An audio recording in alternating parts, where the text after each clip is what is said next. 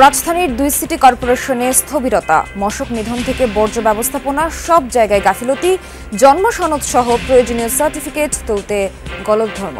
আমরা বসার ওষুধ পাচ্ছি না, এই এলাকায় দেয় না এখন। মৃত্যু সনদ, জন্ম সনদ সহ যে কোনো নাগরিক সুবিধার জন্য ভোগান্তি হচ্ছে এখানে। অনেকজনের আসছে, তারা আসলে আইসা কোনো লোকজন এখানে পায় না।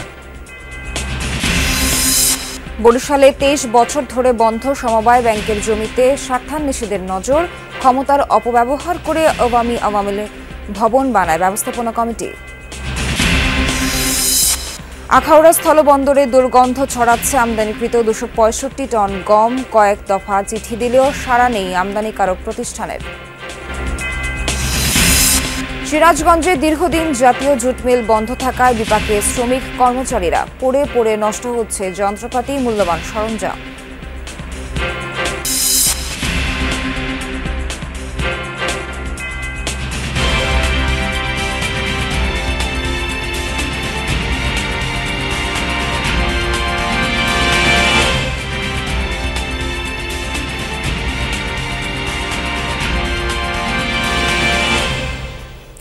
শুভ সকাল, স্বাগত সবাইকে। আমন্ত্রণ যমুনা নিউজে। এতক্ষণ শিরোনাম দেখছিলেন, বিস্তারিত খবর জানাবো নাবিলা সোহার।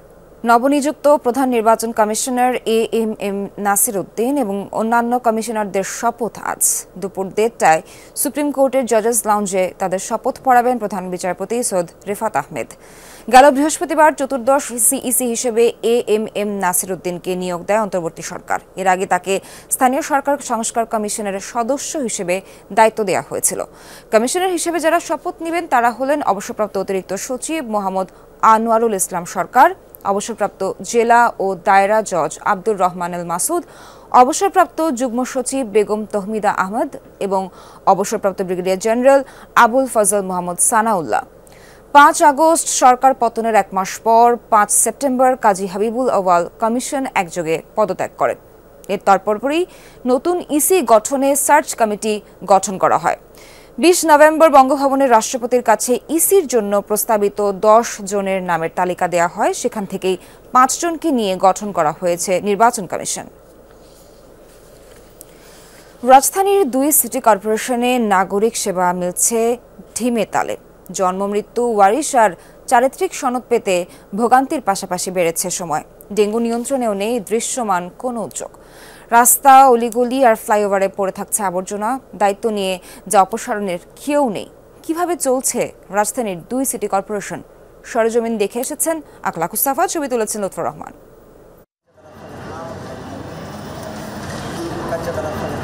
বাক প্রতিবন্ধী নৃত্যশিল্পী সানজিদা হক স্বর্ণা ঢাকা উত্তর সিটির ৩৭ নম্বর ওয়ার্ড কাউন্সিলর অফিসে ঘুরছেন কয়েকদিন ধরে চারিত্রিক সনদ নেবেন বলে। এই অফিসটা এখন নাই এখানে। হ্যাঁ, আপনার সাথে আছে কোনো সার্টিফিকেটের রিলেটেড কাগজ? এর আগে ২ দিন দেখছি এখানে বসাতা ছিল, কাউন্সিলর থাকতে ২ দিনে আসছে। ৫ আগস্টের পর অফিস বন্ধ, আত্মগোপনে কাউন্সিলর। প্রতিদিনই নানান কাজে সেখানে গিয়ে ফিরে যাচ্ছেন ওই ওয়ার্ডের সেবা প্রার্থীরা। কাজ হয়, কাজ বন্ধ। মৃত্যু সনদ, জন্ম সনদ সহ যে কোনো নাগরিক সুবিধার জন্য ভোগান্তি হচ্ছে এখানে। ৪০ নম্বর ওয়ার্ড কাউন্সিলর অফিসে তো রীতিমতো ধুলো জমেছে। প্রয়োজনীয় সেবা তাহলে কোথায় মিলবে জানেন না অনেকেই। ৫ তারিখের পরও অনেকজনের আসছে, তারা আসলে আইসা কোনো লোকজন এখানে পায় না। এখানে একটা নেম প্লেট লাগানো ছিল, স্থান পরিবর্তন, এরপরে সেটাও ওরা তুলে নিয়ে গেছে। দক্ষিণ সিটির ৩ নম্বর ওয়ার্ডের অফিস ছিল কাউন্সিলরের নিজ বাড়িতে, এখন পড়ে আছে শুধু এক সাইনবোর্ড। কয়েকটি ওয়ার্ডের নাগরিক সেবা দেয়া হচ্ছে সিটি কর্পোরেশনের একটি আঞ্চলিক অফিস থেকে। ২টা ওয়ার্ড পার হইয়া মানুষ এখানে নাগরিক সেবা নেওয়ার জন্য যেতে হচ্ছে। আমরা বসার ওষুধ পাচ্ছি না, এই এলাকায় দেয় না এখন। যৌথ কমিশনারের কার্যক্রম নিয়ে গেছে, এখন এখানের সেবাও নাই। আঞ্চলিক অফিসগুলোতে জন্ম, মৃত্যু, ওয়ারিশ বা চারিত্রিক সনদ পেতে এত বিলম্ব হচ্ছে কেন? জনপ্রতিনিধিরা তাদেরকে চিন্তা বিধায় তাৎক্ষণিকভাবে একটা নাগরিক সনদ, একটা ওয়ারিশ সনদ দিতে পারত। আমরা তো সকল জনগণকে তো সবাইকে তো আমরা চিনি না, যার কারণে আমাদেরকে তাদেরকে পরিচয় জেনে একটা সনদ দিতে একটু সময় লাগে। অবৈধ স্থাপনা উচ্ছেদেও পড়তে হচ্ছে জটিলতায়। এখনও আমরা পুলিশের সাপোর্টটা 100% পাচ্ছি না। দ্বিতীয়ত হলো জনগণের ভিতরেও একটা উচ্ছৃঙ্খল একটা ভাব রয়েছে, যেটাকে আমাদের মাথায় নিয়ে এখন উচ্ছেদগুলো করতে হচ্ছে। ডেঙ্গু নিয়ন্ত্রণে নতুন দুটি বিশেষজ্ঞ কমিটি করেছে 2 সিটি কর্পোরেশন। উড়ন্ত মশা মারতে কোথাও ফগিং হচ্ছে, কোথাও খবরই নেই। এডিসের লার্ভা ধ্বংসে সকালের লার্ভিসাইডিং তো চোখেই পড়ে না। ফ্লাইওভারগুলোতে ঝাড়ু পড়ছে না বহুদিন, অলিগলি রাস্তায় পড়ে থাকছে আবর্জনা। পরিচ্ছন্নতা কর্মীদের দেখা মিলছে দিনে একবার। মানে ব্যানের অভাব, মানে যতটুক কুলাইতেছে অতটুক লয়ে যাইতেছে আর কি। 2 সিটি কর্পোরেশনের প্রধান নির্বাহীদের জবাব, জনপ্রতিনিধিদের কাজ এখন তারাই করছেন, তাই দেখভালে ঘাটতি থেকেই যায়। আমাদের ওয়ার্ড কাউন্সিলর যেখানে অফিস ছিল সেখানে আমাদের ওয়ার্ডের সচিবরা বসতেছে। সচিব না থাকলে আমরা আমাদের অন্য কোনো কর্মকর্তাদেরকে বসিয়ে সেই সেবাটা আমরা দেওয়ার চেষ্টা করছি। যারা অফিসার এখন কাজ করছে তারা তো আর ওইভাবে জনপ্রতিনিধি নয়, সুতরাং এই শর্টকামিংস তো থাকবেই, বাট ধীরে ধীরে তারাও লোকালিটিতে অ্যাকুয়েন্টেড হচ্ছে। সব মিলিয়ে কোনো রকম কাজ চালিয়ে যাচ্ছে সিটি কর্পোরেশনগুলো। নগরবাসীর ভোগান্তি কমানোর আলাদা কোনো উদ্যোগ চোখেই পড়েনি। আখলাকুস সাফা, যমুনা নিউজ, ঢাকা। সন্তানকে স্কুলে ভর্তি সহ নানা কাজে অভিভাবকের জন্ম নিবন্ধন কপি বাধ্যতামূলক করেছে সরকার, কিন্তু নীলফামারী সৈয়দপুর পৌরসভায় এ নিয়ে দেখা দিয়েছে জটিলতা। এক যুগ আগে হাতে লেখা জন্ম নিবন্ধন সনদের অনলাইন কপির জন্য আবেদন করেই বেঁধেছে বিপত্তি। নামের অমিল, মিল নেই জন্মসালেও। তথ্য সংশোধনের জন্য আবেদন করে পৌরসভা ডিসি অফিসে দিনের পর দিন ঘুরলেও মিলছে না সমাধান। নীলফামারীর সৈয়দপুর পৌরসভার ক্ষুদ্র ব্যবসায়ী মোহাম্মদ আলী সম্প্রতি মেয়েকে স্কুলে ভর্তির জন্য নিজের জন্ম নিবন্ধন সনদের অনলাইন কপির আবেদন করে জানতে পারেন নিজের নামসহ বাবা মা এমনকি জন্ম তারিখও ভুল রয়েছে। কাগজে সব ঠিক আছে, কিন্তু ওনারা অনলাইনে মিল হয় না, সব কিছু ভুল। আমার নাম ভুল, বাবার নামও ভুল, মায়ের নামও ভুল। প্রায় একই রকম ভুলের শিকার বানিয়াপাড়া এলাকার শাবনাজ আক্তারের পরিবার। হাতে থাকা অ্যানালগ কপিতে তথ্য সঠিক থাকলেও অনলাইনে ভুল তথ্য। আমি স্কুলে বাচ্চাকে ভর্তি করতে যাই, তখন আমাকে চাইছিল যে আপনার জন্ম নিবন্ধনটা অনলাইন করে নিয়ে আসবেন। তো নিয়ে আসছি তখন আমার নামের ভুল দেখাচ্ছে। এমন শত শত অভিযোগ নিয়ে প্রতিদিন পৌরসভার জন্ম ও মৃত্যু সনদ নিবন্ধন কক্ষে ভিড় করছেন ভুক্তভোগীরা। 2012 সালের আগে অনলাইনে যাদের ডাটা এন্ট্রি করা হয়েছে এমন কয়েক হাজার মানুষ পড়েছেন ভোগান্তিতে। আমরা নীলফামারী গেলাম, নীলফামারীতেও হইতেছে না। যা পৌরসভা আমরা কাগজ পাঠিয়ে দিব, পৌরসভাতে আসলাম বলো কাগজ আসতেছে না, আবার যাবো নীলফামারী। ওনারাই আবেদন করে দিছে অনলাইনে, আবার ওনারা বলতেছে এখন নামে ভুল, আপনারা সংশোধন করে আনেন। যারা বানাইছে তারা নিজে ভাবে করে বসাই দিছে জন্ম তারিখ। এখন ওনার আইডি কার্ড ঠিক করার জন্য তো বাচ্চাদেরটা হচ্ছে না। প্রায় 2 বছর ধরে আমরা অনেক সমস্যায় আছি। 2012 সালে জন্ম নিবন্ধনের ডাটা এন্ট্রিতে সারা দেশে প্রথম হয়েছিল সৈয়দপুর পৌরসভা। সেবাগ্রহীতাদের অভিযোগ সে সময় তড়িঘড়ি আর খেয়াল খুশি মতো তথ্য সংগ্রহ করা হয়। পরে প্রায় 50,000 মানুষের জন্ম নিবন্ধন সনদের ভুল তথ্য আপলোড করা হয় অনলাইনে। একটা টেন্ডারের মাধ্যমে করা হয়েছিল, আমাদের সৈয়দপুর প্লাজায় এগুলো ডাটা এন্ট্রি করা হয়েছিল। তা তাদেরকে করার পরে যখন ডাটা এন্ট্রি যারা বুঝাই নিবে, হয়তো বা বুঝাই নেয়নি, সেই জন্য এতগুলো গ্যাপ আমরা দেখতেছি। যারা ডাটা এন্ট্রি করছে লেজার ফলো করেনি, না ফলো করে ডাটা এন্ট্রি করা হয়েছে, দেখা যাচ্ছে লেজারে একটা নাম, ডাটা এন্ট্রি করা আছে আরেকটা নাম। তবে এই অভিযোগ অস্বীকার করেছেন দায়িত্বরত ওই কর্মকর্তা। ভুল আমরা করিনি। তাহলে আমার বই আছে একটা, আপনার অনলাইনে, এটা তো অনলাইনে, সেটা একদম সার্ভারের ব্যাপার। জনভোগান্তি নিরসনে ভুল সংশোধনের উদ্যোগ নেওয়া হয়েছে বলছেন পৌর প্রশাসক।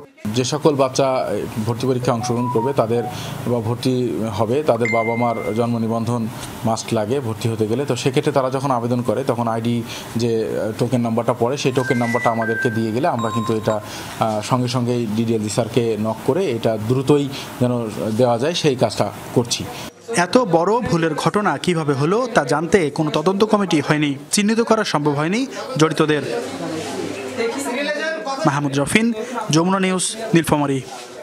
একসময় উদ্যোক্তা ও কৃষক পর্যায়ে ঋণ দেয়া বরিশাল সমবায় ব্যাংক 23 বছর ধরে বন্ধ। প্রায় 25 কোটি টাকার সম্পত্তি, তাতেই চোখ পড়েছে স্বার্থান্বেষী একটি মহলের। সমবায় কর্মকর্তারা বলছেন, ক্ষমতা অপব্যবহার করে জমিতে 3 তলা ভবন নির্মাণের পর ভাড়া দিয়েছে সাবেক ব্যবস্থাপনা কমিটি। সরকার পতনের পর জমিটি ভোগ দখলের দিকে নজর নানা জনের। উদ্যোক্তা ও কৃষক পর্যায়ে ঋণ দেওয়ার লক্ষ্যে 1913 সালে যাত্রা শুরু করে বরিশাল সমবায় ব্যাংক। নগরীর বগুড়া রোডে 36% জমিতে গড়ে ওঠে নিজস্ব ভবন।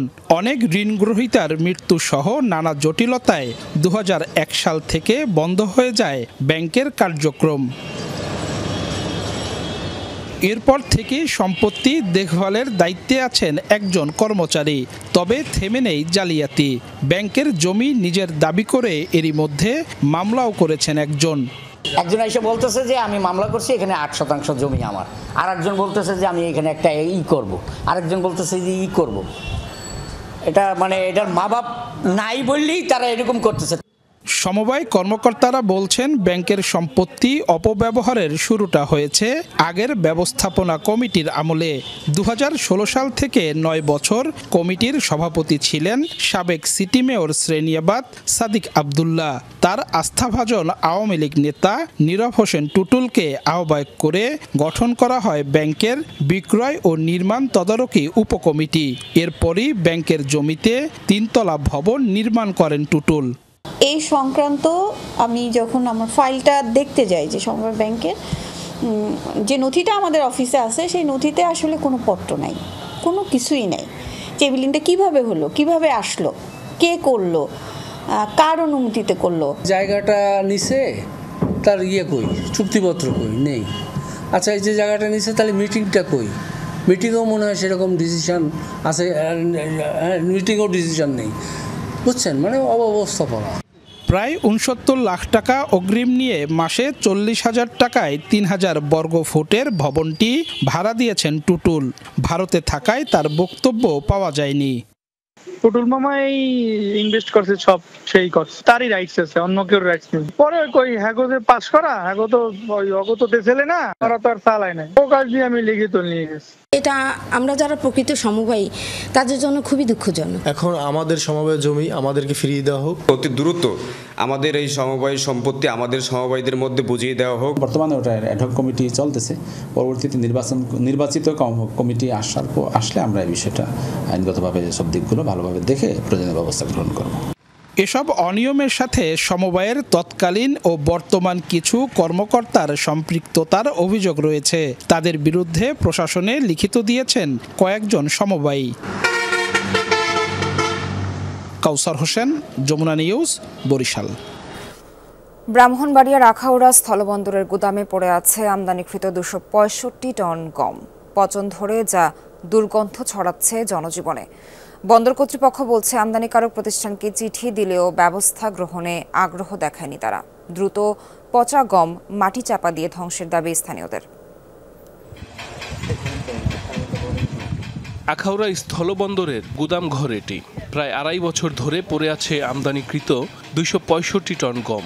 পচন ধরে দুর্গন্ধে অতিষ্ঠ জনজীবন। পচা গন্ধর কারণে আমাদের বাচ্চা কাচ্চার শ্বাসকষ্ট হচ্ছে এবং দুর্গন্ধটা প্রায় জায়গায় ছড়ে যাচ্ছে। এই এলাকার বাড়িঘর মানুষের খুব কষ্ট হয়ে যাচ্ছে, অনেক বিষাক্ত হয়ে গেছে, পাখিগুলো খেয়ে মারা যায় এবং শালিক হয়ে মারা যায়। 2022 সালের জুনে শুল্কমুক্ত সুবিধায় ভারত থেকে 11,500 টন গম আমদানি করে চট্টগ্রামের আলম ট্রেডার্স। তবে সে বছর ভারী বর্ষণে ত্রিপুরায় সড়ক ক্ষতিগ্রস্ত হলে সাময়িকভাবে বন্ধ থাকে আমদানি কার্যক্রম। পরবর্তীতে 2,915 টন গম আমদানি করলে ভেজা ও দুর্গন্ধযুক্ত গম চলে আসে নতুন চালানে। সেখান থেকে 2,650 টন গম নতুন বস্তায় করে নিয়ে যায় আমদানিকারক প্রতিষ্ঠান। দীর্ঘ সময় গুদামে পড়ে থাকায় সম্পূর্ণ নষ্ট হয়ে যায় বাকি 265 টন গম। বন্দর কর্তৃপক্ষের দাবি, আমদানিকৃত গমগুলো ভেজা ও নিম্নমানের হওয়ায় খালাসে ছাড় দেয়া হয়নি। পরবর্তীতে কয়েক দফায় আমদানিকারক প্রতিষ্ঠানকে চিঠি দিলেও ব্যবস্থা গ্রহণে আগ্রহ দেখায়নি তারা।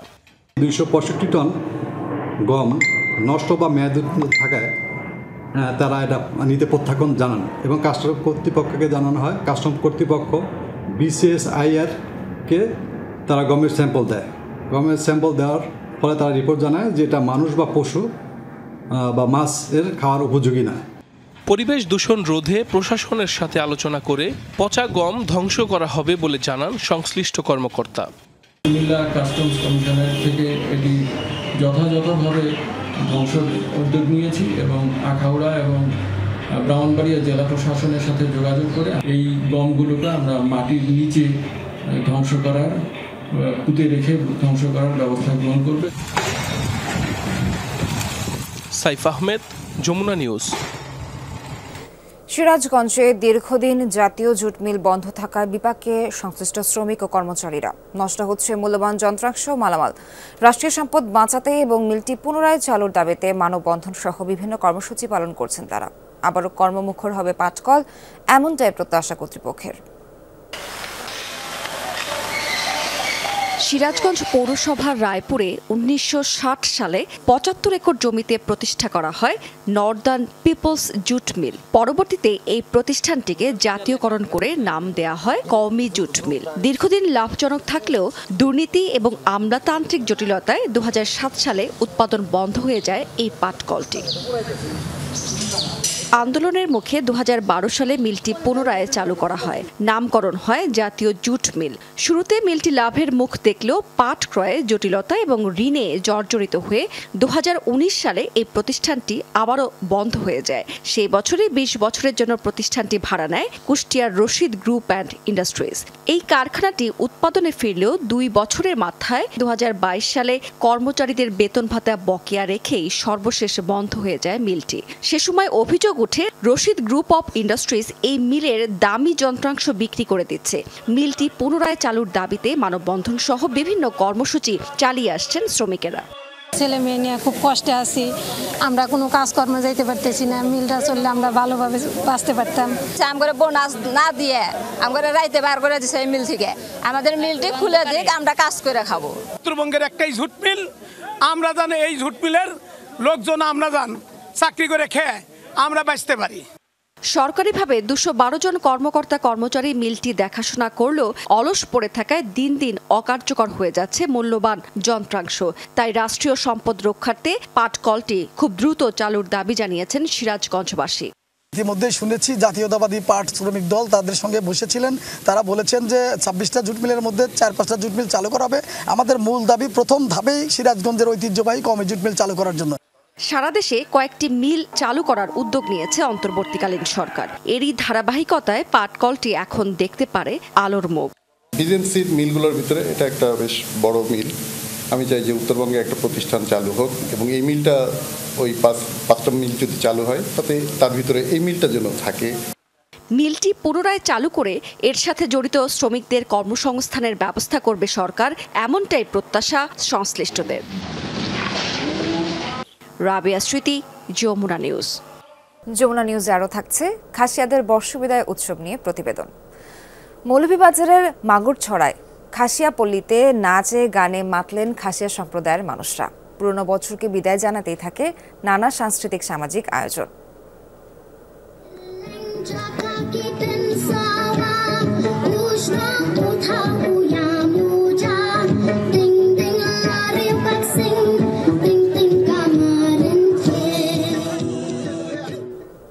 ধীরে ধীরে প্রকৃতিতে অনুভূত হচ্ছে শীত ঋতু।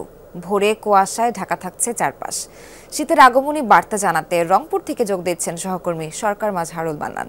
মাজহার, সকালে কুয়াশা আজকে কেমন দেখছেন, আর প্রাণ প্রকৃতিতে শীতের আগমনে কি কি পরিবর্তন এসছে, আসলে কি মনে হচ্ছে?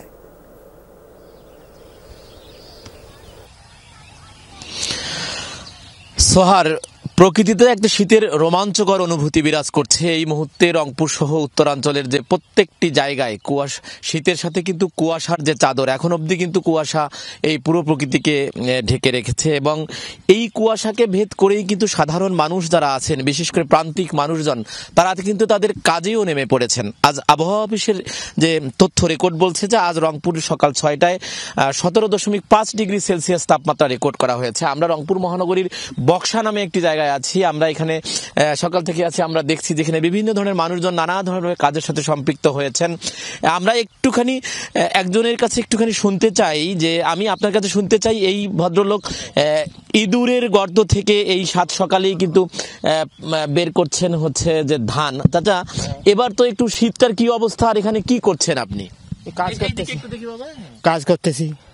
কি কাজ করতেছি? এই মানে ধরো চাষি কাজ করি, আমি মানে ইঁদুর ধান করি। এই এত সকালে আসছেন, এত শীত করে? এত সকালে মানে ধরো এখন ইয়া করি, এখন ধরো কর্ম করা লাগে। কিন্তু আপনার এই যে শীতের কাপড় চোপড় তো বাবা বাড়িতে এখন ছাড়িয়েছি। কি নাম আপনার? নূর মোহাম্মদ। অর্থাৎ এই যে নূর মোহাম্মদ ভদ্রলোক তিনি আসলে এই যে জমিটি থেকে যে ইঁদুরের যে গর্ত ছিল সেই গর্তে যে ইঁদুর যে ধানগুলো নিয়ে গিয়েছিল সেইগুলো কিন্তু আসলে তিনি নিয়ে তার জীবন জীবিকা নির্বাহের চেষ্টা করছেন। রংপুর অঞ্চলের তথ্য যদি আপনাকে একটুখানি বলি যে এবারের শীত কিন্তু একটুখানি আগে এসেছে এবং রংপুর অঞ্চল থেকে যেটি বলাবার চেষ্টা করা হচ্ছে এখানকার যারা শীত নিয়ে কাজ করেন যে এবার এই শীতের তাপমাত্রাটা আরো কমবে এবং সে কারণে যে শীত বস্ত্র যে বিষয়টি সেটি আগাম প্রস্তুত রাখা দরকার প্রশাসনকে, এটি কিন্তু দাবি করেছেন সবাই। মাজহার, ধন্যবাদ আপনাকে। গাজীপুরে পিকনিকের বাসে বিদ্যুৎস্পৃষ্ট হয়ে বিশ্ববিদ্যালয়ের শিক্ষার্থীদের প্রাণহানির ঘটনায় বিদ্যুৎ বিভাগের 7 জনকে সাময়িক বরখাস্ত করা হয়েছে।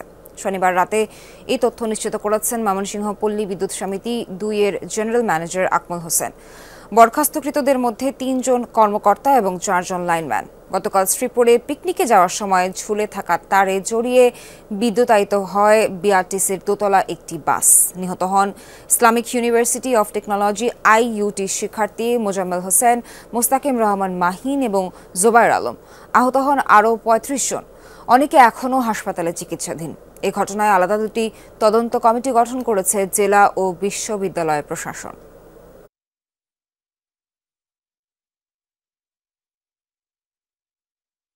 কুমিল্লায় বাখরাবাদ গ্যাস ডিস্ট্রিবিউশন কোম্পানির আবাসিকে গ্যাস সংযোগ বাণিজ্যের মূল হোতারা ধরাছোঁয়ার বাইরে। বিষয়টি খতিয়ে দেখতে গঠিত 3 কমিটি তদন্ত কাজ নিয়েও রয়েছে প্রশ্ন। সচেতন মহল বলছে ভূত আসলে শস্যের মধ্যেই।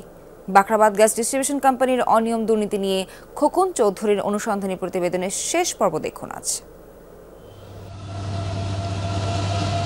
বৈধ আবাসিক গ্যাস সংযোগ পেতে নিয়ম অনুযায়ী গ্রাহকের আবেদনের পর বাখরাবাদ কর্তৃক জরিপ, চাহিদাপত্র তৈরি সহ 9টি দপ্তরের অন্তত 23টি ধাপ পেরোতে হয়।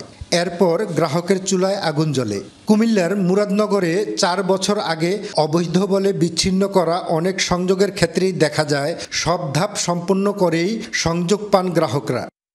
প্রাপ্ত সকল নথিপত্রে দেখা যায় গ্রাহক সংযোগের সবগুলো ধাপই সম্পূর্ণ। তাহলে প্রশ্ন ওঠে, এসব সংযোগ বিচ্ছিন্ন করা হলো কেন? উত্তর জানতে অনুমোদনপত্র ও চাহিদাপত্রে স্বাক্ষর করা কর্তাদের খোঁজে যমুনা। বিজিডিসিএল এর তৎকালীন উপব্যবস্থাপক ইনচার্জ মোহাম্মদ বাপ্পি শাহরিয়ার বর্তমানে ফেনীতে কর্মরত। ক্যামেরা দেখেই দরজা বন্ধ করে দেন তিনি, আর বারবার ফোন করেও তৎকালীন সহকারী প্রকৌশলী অতুল কুমার নাগের বক্তব্য পাওয়া যায়নি। যমুনার অনুসন্ধানে দেখা যায় অতুল কুমার নাগ ও বাপ্পি শাহরিয়ারের 2016 সালের মাসিক অগ্রগতির একাধিক রিপোর্টে সংযোগের প্রকৃত সংখ্যা ঘষামাজা। অভিযোগ আছে অন্য কর্মকর্তার স্বাক্ষর নকল করে ভুয়া প্রতিবেদন জমা দেয়ারও। নিজেদের অনিয়ম দুর্নীতি যাতে ধরা না পড়ে সেজন্যই এমন অপকৌশল বলে অভিযোগ উঠেছে।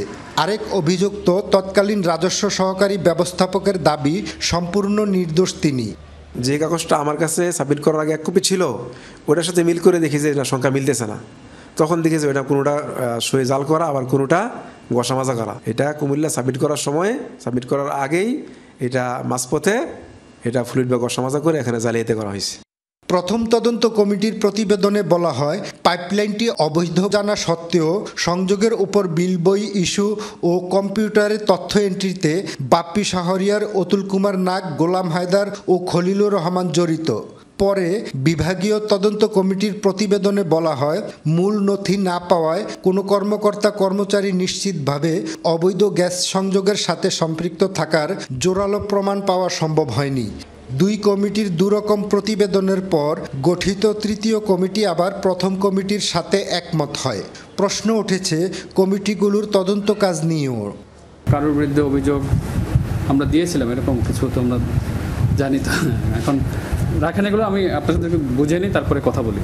কাগজপত্র এগুলি পাওয়া যায় নাই মনে হয়, এটা তো আর তেমন দিন আগের ঘটনা, তো আমি আসলে এই মুহূর্তে ক্লিয়ার বলতে পারতেছি না। কমিটির আপনার সদস্য সচিব ছিল মনে হয় মিনহাজ, ওই এগুলি একটু ঘাটাঘাটি করছে কম বেশি। আসলে আমার তো রিটায়ারমেন্টের সময় হয়ে গেছিল তখন, যার কারণে আমি আসলে অতটা মনোযোগ দিতে পারি। 2টা কমিটি যেহেতু সবার সঙ্গে কথা বলে বক্তব্য নিয়ে রিপোর্ট দিছে, সেখানে টিমের সঙ্গে বা আদার্স লোকের সঙ্গে কথা বলার সেখানে কোনো আমার কমিটি সেটা মনে করেনি। 2 কমিটির রিপোর্টটাকে অ্যানালাইসিস করি, আমরা কম্পারেটিভ স্টাডি করে প্রথম কমিটির সঙ্গে একমত পোষণ করেছি। নাগরিক সমাজের প্রতিনিধিরা বলছেন জড়িত ঊর্ধ্বতন কর্তাদের আড়াল করতেই যেনতেন প্রতিবেদন দিয়েছে তদন্ত কমিটিগুলো। আর বিজিডিসিএল এর ব্যবস্থাপনা পরিচালক জানিয়েছেন আইনি মতামত নিয়ে বিষয়টি নিষ্পত্তি করা হবে। নির্দোষ ব্যক্তিকে দোষী সাব্যস্ত করা এবং দোষী ব্যক্তিদেরকে নির্দোষ সাব্যস্ত করার একটি চক্রান্ত সেখানটায় মধ্যে তারা পড়ে গিয়েছেন এবং এখানটা যে আর্থিক লেনদেন হয় নাই এমন কথা বলা যাবে না। এটা আমরা আসলে যেহেতু একটা সাবজেক্টিভ ম্যাটার, তো এটা একটা মামলা হয়ে আছে, এটা একটা আইনি মতামত নিয়ে আমরা ডিসিশনে যাবো ইনশাআল্লাহ। অনিয়মের বেড়াজালে আটকা বাকরাবাদ গ্যাস ডিস্ট্রিবিউশনকে বাঁচাতে কতিপয় অসাধু কর্মকর্তা কর্মচারী ও ঠিকাদারি প্রতিষ্ঠানকে চিহ্নিত করে যথাযথ আইনি ব্যবস্থা নেওয়া সময়ের দাবি বলে মনে করছেন সচেতন মহল। খোকন চৌধুরী, যমুনা নিউজ, কুমিল্লা। নারায়ণগঞ্জের রূপগঞ্জে শান্তি সমাবেশ করেছে বিএনপি। শনিবার বিকেলে তারাবো পৌর বিএনপির উদ্যোগে অনুষ্ঠিত হয় সমাবেশ। এতে প্রধান অতিথি হিসেবে উপস্থিত ছিলেন বিএনপি নির্বাহী কমিটির সদস্য এবং বিজিএমইএ এর সাবেক সভাপতি মনিরুজ্জামান মনির। তিনি দাবি করেন নির্বাচন বিলম্বিত করার চেষ্টায় অন্তর্বর্তী সরকারের ওপর আস্থা হারাচ্ছে জনগণ। নির্বাচিত সরকারই এই মুহূর্তে দেশে শান্তি ফেরাতে পারে মন্তব্য করেন মনিরুজ্জামান মনির। নড়াইলে শামুক কুড়িয়ে কর্মসংস্থান হচ্ছে কমপক্ষে 2000 নারী পুরুষের। মৌসুমি এ ব্যবসায় প্রতিদিন তাদের আয় 5 থেকে 600 টাকা। শামুকের নরম অংশ কিনে নেন মাছ চাষিরা, খোসা বিক্রি করেও আসে অর্থ। তবে প্রাকৃতিক ফিল্টার হিসেবে পরিচিত শামুক সংরক্ষণের পরামর্শ মৎস্য বিভাগের।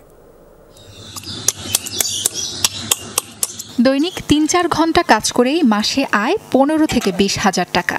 নড়াইলে শামুক সংগ্রহ করে জীবিকা নির্বাহ করছেন অন্তত 2000 নারী পুরুষ।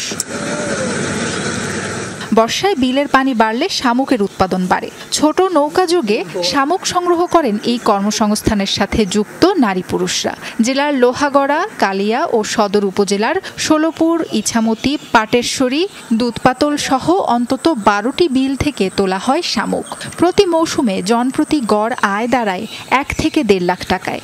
শামুক খুলতেছি, মানুষের দিচ্ছি, খুঁড়তেছি, ডুঙ্গা নিয়ে যাচ্ছি, পরে ডুঙ্গা ওইভাবে খাচ্ছি। বর্ষার সিজনে কুড়োয় আসছেন আর কি, এই যাই কুড়োয় নিয়ে আসি, নিয়ে আসার পরে 20-25 কেজি করে হওয়ার পরে আমরা ছেলে মেয়ে নিয়ে এটাই ভালো আছি, ভালোভাবে করে ধরে খাচ্ছি। শামুকগুলো তারা খুঁটিয়ে এনে বিক্রি করে তারা খুলে ওই খোলাগুলো বিক্রি হয়। চিংড়ি চাষে খাদ্য হিসেবে ব্যবহার বেড়েছে শামুকের। ভেতরের নরম অংশ বাড়ি থেকেই কিনে নিয়ে যান মাছের ঘের মালিকরা। পার্শ্ববর্তী খুলনা, বাগেরহাট, যশোর, মাগুরা সহ বেশ কিছু জেলায় শামুক যায় এই অঞ্চল থেকে। ঘের মালিকের কাছে বিক্রি করি, নারী পুরুষ মিলেমিশে আমরা এইগুলো ধরি। আমি আর আমার আম্মু সন্ধ্যা 7টায় শামুক করতে যাই, রাত 10টায় বাড়ি আসি। তাছাড়া শামুকের খোসারও চাহিদা বেশ। চুন তৈরিতে ব্যবহার হয় এগুলো। প্রতি বস্তা শামুকের খোসা বিক্রি হয় 3 থেকে 4 হাজার টাকা দরে। শামুকের যে খোলাগুলো আছে, এই খোলা বিভিন্ন অঞ্চল থেকে বিভিন্ন ব্যাপারীরা আসে, ওদের কাছে বিক্রি করার পরে এরা এই নিয়ে সিফাত বানায়, যা চুন সুপারিতে মানুষ পান খায়। শামুকের শরীরে আছে প্রাকৃতিক জল শোধন ব্যবস্থা, যা মাটির উর্বরতা বাড়ানো সহ প্রকৃতির নানা উপকারে আসে। তাই শামুক সংরক্ষণের পরামর্শ মৎস্য অধিদপ্তরের। মাছের খাদ্য হিসেবে ব্যবহারেও নিরুৎসাহিত করে দপ্তরটি। শামুক সংরক্ষণের জন্য আমরা বিভিন্ন পদক্ষেপ নিয়ে থাকি। তো শামুক আসলে সরাসরি মাছকে যদি খাওয়ানো হয়, এখান থেকে কাঁচা শামুকটা এটা পচে পানিতে বিভিন্ন লাইভ প্যাথোজেন তৈরি করে এবং সালমোনেলা এবং অ্যামোনিয়া গ্যাস তৈরি হয়, যেটা মাছের জন্য আসলে ক্ষতিকর। শামুকের নরম অংশ ও খোসা বিক্রি করে বছরে অন্তত 15 কোটি টাকা আয় করেন এই ব্যবসায় জড়িতরা। সাবরিনা লিজা, যমুনা নিউজ। দীর্ঘ 20 বছর পর আবারও শুরু হয়েছে বান্দরবানের ঐতিহ্যবাহী নৌকা বাইচ প্রতিযোগিতা। নারী ও পুরুষ এই খেলায় অংশগ্রহণ করেন। নতুন প্রজন্মকে মাদক, মোবাইল আসক্তি থেকে দূরে রাখতে এমন আয়োজন করা হয়েছে। আগামী দিনে এমন খেলা অব্যাহত রাখার আবেদন প্রতিযোগীদের। শনিবার সকালে বান্দরবান শহরের উজানিপাড়ার সাঙ্গু নদীর ঘাট থেকে শুরু হয় নৌকা বাইচ প্রতিযোগিতা। এতে অংশ নেন জেলার 18টি টিম। সপ্তাহব্যাপী ঐতিহ্যবাহী এই ক্রীড়া প্রতিযোগিতার আনুষ্ঠানিক উদ্বোধন করেন জেলা পরিষদের নবনিযুক্ত চেয়ারম্যান অধ্যাপক থানজামা লুসাই। ছুটির দিন হওয়ায় এই প্রতিযোগিতা দেখতে আসেন স্কুল কলেজের বিভিন্ন শিক্ষার্থী ও দেশি বিদেশি অনেক পর্যটক। মূলত যুব সমাজকে ক্রীড়ামুখী, মাদক ও মোবাইল আসক্ত থেকে দূরে রাখতে এই নৌকা বাইচ প্রতিযোগিতার আয়োজন করা হয়েছে বলে জানান আয়োজকরা। আরো গৌরবান্বিত করতে পারে সেদিকে আপনারা প্র্যাকটিস করবেন এবং জাতীয় পর্যায়ে আরো সুন্দরভাবে চ্যাম্পিয়ন হওয়ার চিন্তা ভাবনা নিয়ে প্রশিক্ষণে অংশগ্রহণ করবেন। দীর্ঘ ২০ বছর পর বান্দরবানের ঐতিহ্যবাহী নৌকা বাইচ পুনরায় শুরু হওয়ায় খুশি প্রতিযোগিতায় অংশ নেয়া নারী ও পুরুষ দলের খেলোয়াড়রা। আগামীতে এটি অব্যাহত রাখার কথা বলেন তারা। অনেক বছর পরে যে নৌকা বাইচ প্রতিযোগিতা অংশগ্রহণ করতে পেরেছে অনেক খুশি হয়েছি। যতদিন আমরা বেঁচে থাকি সবার সাথে মিলেমিশে খেলে চলবো। আমরা চাই আগামীতে যেন আমাদের এই উৎসাহ উদ্দীপনা প্রেরণ দেখে সবাই এগিয়ে আসুক, মোবাইল আসক্ত না হয়ে ক্রীড়া জগতে যেন ফিরে আসুক। এটা দেখে অনেকে আরো আগ্রহী হবে যে এইসব খেলার আয়োজন মানে অংশগ্রহণ করার জন্য। নৌকা বাইচ প্রতিযোগিতা উপলক্ষে সাঙ্গু তীরে মেলা ও সাংস্কৃতিক অনুষ্ঠানের আয়োজন করা হয়। মামুন রশিদ অভি, যমুনা নিউজ। বর্ষবিদায় উৎসবে মাতলেন খাসিয়া সম্প্রদায়ের মানুষ। বর্ষবিদায় উৎসবে মাতলেন খাসিয়া সম্প্রদায়ের মানুষ। মৌলভীবাজারের মাগুরছড়া খাসিয়া পল্লীতে নাচ গান সহ গতকাল দিনভর ছিল নানা আয়োজন।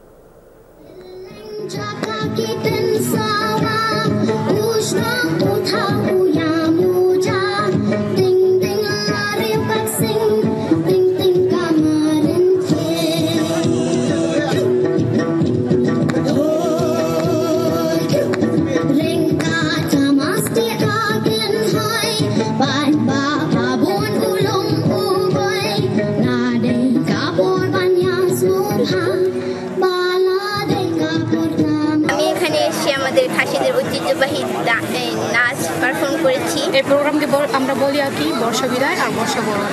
এই প্রোগ্রামে আসি আমরা আমাদের সাংস্কৃতিক যে ড্রেস, কালচার, রীতিনীতি সব কিছু পরিবেশন করার জন্য। আমরা দেখা সাক্ষাৎ করি বন্ধু বান্ধবদের সাথে, যাদের সাথে আমাদের অনেক বছর ধরে মানে দেখা হয় নাই, কথা হয় না, তাদের সাথে দেখা হয়।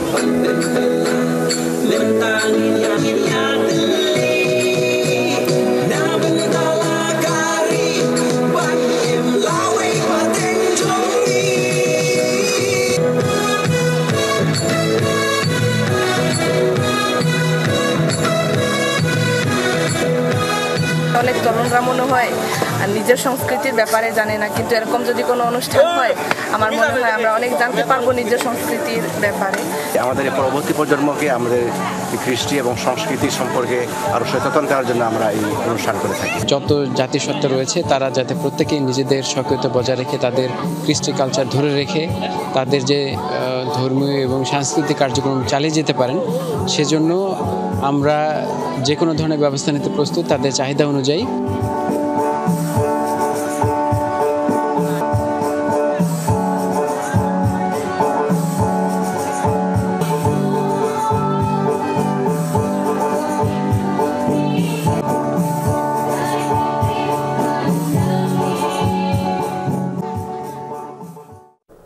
দর্শক, এই ছিল এখনকার মতো যমুনা নিউজে। সঙ্গে থাকার জন্য ধন্যবাদ সবাইকে।